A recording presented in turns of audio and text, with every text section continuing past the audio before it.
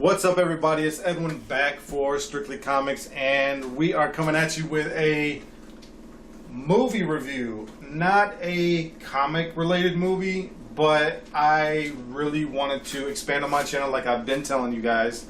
And I have another movie review for you guys, and what movie is it? It is Elysium. But we thought it would be a good idea just to maybe do this, just to have fun with it, and at the same time give you guys an idea on what we think about this movie in case you want to go see it. Come on, Mikie. Hi! Hello! So how are you doing, Mrs. Mikie? I'm just excited to be here. What's Are up? you? Yeah. Okay. So we're going to talk about Elysium. We saw it together, right? Of course. Okay. What were your thoughts going into this movie? Sci-fi. I'm obsessed with sci-fi and anything sci-fi. So when I heard about that, I said, why not? That's really what I go for. Not rom-coms, not big jams, not that kind of stuff. So when I heard about Elysium, and I was like, oh my gosh, Neill Blomkamp, he can do no wrong in my book. So I was just down for it. And he did District 9 as well. And he did it, and plus he represented Africa, so South Africa. Not Africa, not the continent, please. Before we get into the movie, what are your thoughts behind District 9? Because that was actually one of his first movies like 3 or 4 years ago. What did you think about that? I loved it. I love the story. I love allegorical movies. Mm-hmm. You know, those kind of movies that have like a message and something that has to do with society. So when he talked about, and pretty much District 9 was about apartheid, which happened in South Africa. It was a really tragic thing that happened there, and he kind of broke it down on how it really, he kind of defined it in a very different way and how it could be, you know, overcome in so many ways. In some ways, but not completely, but it was good. Awesome. Same with me going into this movie. I didn't really know what to expect. Mm-hmm. As we talked about it, I actually wasn't going to see this movie. And a lot of it had to do with because I didn't like how Matt Damon looked. Really? He had a bald head. He had tattoos. That's the point, though. That's what was trying to. That was what they were trying to use to define the character. If you just came fresh out of jail, I don't think you're gonna be having like a nice swept-up haircut with a collared shirt and walking around all smooth and suave. No. Well, okay, yeah, but Plus, they live in the slums. slum. Basically, what I was doing was I was prejudging the film before I even became a little open-minded to thinking about seeing it. I will give some props to beyond the trailer. It was actually her review of the film that kind of encouraged me to go see it. I don't entirely trust her judgment on films. I think she's good. But when I found out that it was the same director that did District 9. Yeah. I was like, you know what? I think I'm gonna check this out. I heard sci-fi and I was done. Okay. Let's get in the movie. We just came back from seeing the movie actually not too long ago, maybe a couple hours ago. Yeah, it's still fresh. It's still fresh. So I want to say, after I saw this movie, I thought it was really good. In the middle of the movie, I was like, if this movie doesn't end well, I'm never gonna see one of this guy's movies ever again. Yeah, because District 9 was good, but it just left you hanging at the end. But it's an open-ended. I love those. Don't you love those open-ended movies? You're like, what the? But you want him to finish it. You want him to come out with a part 2 or something like that to finish it. They ain't gonna do that. It's open-ended. Okay, so this movie was good. Basically, what happens is that He's Max. Max, that's right. That's right. He's Max. Max, you see him at about 8-10 years of age. And it's kind of interesting because the predominant language seems to be Spanish, right? Yeah. It's crazy because in this movie, the predominant language among the slums or the wastes, you know, if you've been reading Lazarus, it's Spanish is more the predominant language, and up in Elysium, it's French. It's French, and we were talking. We didn't really know why, but I think a lot of it had to do with is in an American mindset when you think of Spanish-speaking countries and people, they're minorities, you might kind of correlate that with poverty, hard times,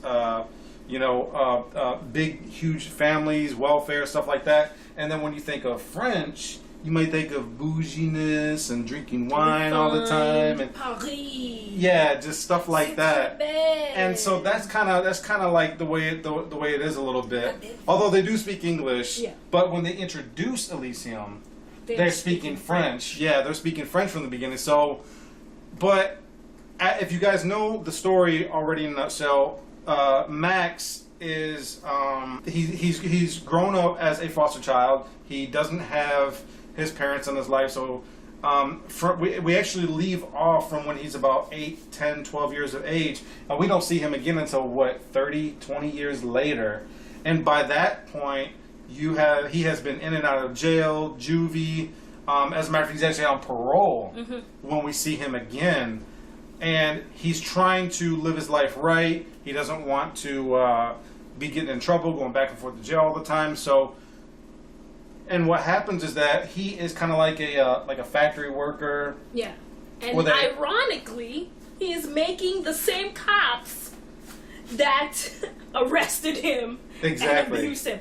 And you know what? I hate to interject. I'm sorry for cutting you off, but this is. I feel like it was all. I love the way Neill Blomkamp sets up his stories. I mean, the Spanish speaking, the slums. It's just a metaphor for where the world is right now. The Western and more developed countries are mostly, doing well, leaving everyone in the dust, leaving everyone in the slums. And Matt Damon's character, Max, is the quintessential child of a hopeless nation of the slums, where you have criminal activity, recidivism up to your nose, and poverty beyond understanding. So where there's no hope, and the message that kept flashing in my head that was really poignant to me was, when people are given no hope, they act with no hope. So that was really what I got, the message that I got from the movie. So giving people hope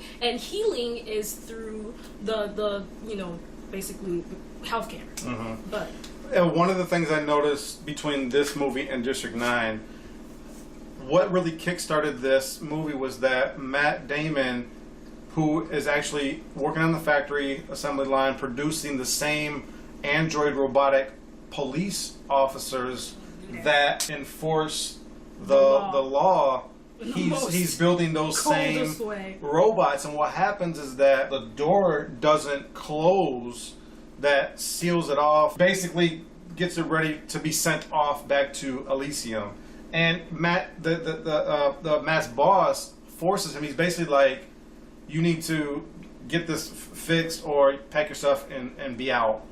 I was like, what? And then when he went in there, I was like, he's going to go in there and he's not going to be able to get, how are you supposed to get out? Yeah. He goes in there, the door shuts, he doesn't get out. Matt Damon gets exposed to the radiation. He's sick and he only has like 5 days to live. So in saying that, it's like District 9 because you create a sense of desperation which motivates the main character to carry out the rest of the story for us. Right. And that's what happens here. And I loved it. I loved every single moment. I was like, yeah. The movie is really good. We're not going to spoil it for you guys. No, we're not. I say that if you like District 9, you'll like this movie. Yeah. Except this one has a semi kind of happier ending than District 9. Yeah, that's not really spoiling it because it's not like an indie film. Indie films always want to leave you like. Stop bashing my indie films. Well, but indie films don't always have this reputation of having a happy ending like normal films and the movie theaters do. So that's not really spoiling it, but it does. Well, it's not necessarily a happy ending. It's like a happy ending, but there's also like a bad part to it too. It's still your stereotypical Hollywood movie. Oh, one thing I did want to say real quick is the bad guy. The bad guy, ironically, was the same actor from District 9. The guy who turned into the alien in District 9. Yeah, it's the same guy that's in Elysium, and he's the bad guy. When I was watching him, I was like, I actually started to hate him. He's not a. I was like, I didn't think he was a very convincing bad guy. No, I thought he was. District 9 out in my head. No, I thought he was. I was like, I thought he was to the point where I was like, kill him, like. like there was the scene where he got his face blown off. Completely, like, and in Elysium, they have these machines that heal you, and it takes all radiation, it takes all sickness, disease out of your body. He gets his face blown off, and they put him in the same machine. So I thought it was kind of weird. Was he actually alive still? Or? No, he still had brain activity. Oh, he had brain activity. Okay, so they totally reconstructed his face. The machine did. That part I thought was really, really awesome. And as a matter of fact, that actually right there was kind of one of the things that really started to build the momentum in this film. Is people want to get to Elysium not necessarily because that's where the rich are and they live this bougie lifestyle. They want to get there because they want to be healed from their sicknesses and their disease. And that's the point of the movie. And that's where I'm going to piggyback off your point there. This movie was a whole bunch of hoopla for universal healthcare. Okay? Neill Blomkamp was just trying to tell y'all, hey, I want everybody to have the right to medicine. Thank you. The end. Yeah. But no, he had to do a whole production. And I like that. And it didn't make sense because you're thinking like, they had these machines. Why don't they just send like maybe 10 of them down to Earth? Because they didn't want to. That's the whole point of the exclusivity of Elysium. That's what makes it so desirable. At the same time, unattainable. And that's where your motivation for a lot of the characters in the story are from. Speaking of characters, I have one little pet peeve. One. And I hope all the Hollywood producers and directors are watching this so you can understand my frustration. Okay, pet peeve. You people need to stop making your women so darn weak. What is up with that? Oh, you're talking about the one chick. My goodness, this woman couldn't lift a finger. All she had was her little baby, and the whole time it's like, she's gonna die. Oh God. Oh, she's gonna die. Max, save me. What was the chick? What was the bad chick? What was the bad chick? The one with the what's her name? She was in Silence of the Lambs. God, I forget her name. Sorry, you guys. We're just winging it. We're not like. This is horrible. We're not writing. We're not. This is horrible. We're just winging it. This is horrible. Jodie Foster. Jodie Foster. Oh my yes, God. 1 point for me. Jodie Foster. She wasn't weak. She was kind of a bad. No, she was. I mean, you know, I guess I understand that he wanted the Neill Blomkamp's vision for this movie or whatever was, you know, the archetype, the characters had their complete opposite, their mirror opposites. So I guess Jodie Foster's mirror opposite was, you know, Max's love interest. Jodie Foster's character was extremely strong and strong-willed, and I'm saying, in my mind, why is it there's space for only one woman to be a strong character and a strong personality type, and all the rest of the women are damsels? Well, it's kind of like Pacific Rim. If you have too many characters, you have to develop those characters, and then you make the film actually longer than what it. We don't. Well, you were complaining about how the movie was short. Well, yeah, that's one of my complaints, you guys. I thought the film was actually only about an hour and 37 minutes long, although I think that 10 to 15 minutes of that time is credits. So yeah, in my opinion, I thought it went by rather quickly, and I thought that it could have been a little bit longer. Now I don't remember how long District 9 was. But I think that it was definitely longer than an hour and a half. But still, my pet peeve was that the women do not know how to fight. I think that woman was a very good character. She was a nurse. She was taking care of her child. And, you know, at a point, she was taking care of Max. And she was Max's... I feel like she should have been Max's contemporary, where she could have also stood up for herself, because it was just frustrating. That's all I gotta say. I don't want to get into it without spoiling the movie for you guys. That's our thoughts, you guys. Let's talk about ratings real quick. What do we give as far as a rating to Elysium? 5 out of 5. You give it a 5 out of 5? No. I will say this. I recommend this film. I will say go see it, especially if you like District 9. I wasn't disappointed at all with this film. I thought it was really, really good. I gotta say I give it a 4 out of 5. My only really nitpicks with this film is like I thought I wanted it to be just a little bit longer, maybe like 15-20 more minutes. also I saw that same sense of desperation that had to be created to, which was kind of the foundation of the story a little bit, that I saw in District 9. In District 9, he was desperate. All he kept thinking about was his wife. He wanted to be with his wife. He wanted to be normal again. And in this case, Matt Damon, he wanted to be healed. He didn't want to be sick anymore. I mean, when you got like 5 days to live that they tell you, you want to do everything as you can. Yeah. I give it a 4 out of 5. I definitely recommend it. I thought it was awesome, awesome, awesome. Go see it. Yeah. Same here. I give it a 4 out of 5. You give it a 4 out of 5 too? I give it a 4 out of 5, but it was just my constant pet peeve with the females. Come on, now, man. Y'all. Was there anything else besides that? Oh my god, I'm gonna commit blasphemy, but Matt Damon's character was not strong enough for me. He did get beat up a lot by... No, it's not even just being beat up a lot. He was just not... He didn't jump out for me. He didn't connect with me the way I would want someone to... He was... I mean, I guess that's the whole point of the story. He was just a guy who was bumming around, didn't know what he wanted to do with his life, and all of a sudden he's sick. I want to get better. I'm just going to do all the stuff that I want to do just to make me get better. But I just think his character was just not strong. So she's basically saying Matt Damon was weak. You're going to be joining us here at StrictlyComiX. Never. Yes.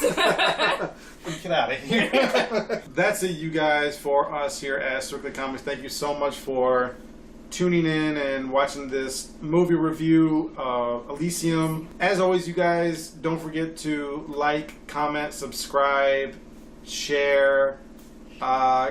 Keep God first in your life. Enjoy your comic books and your movies. And God bless you guys. God bless you guys. We're out of here.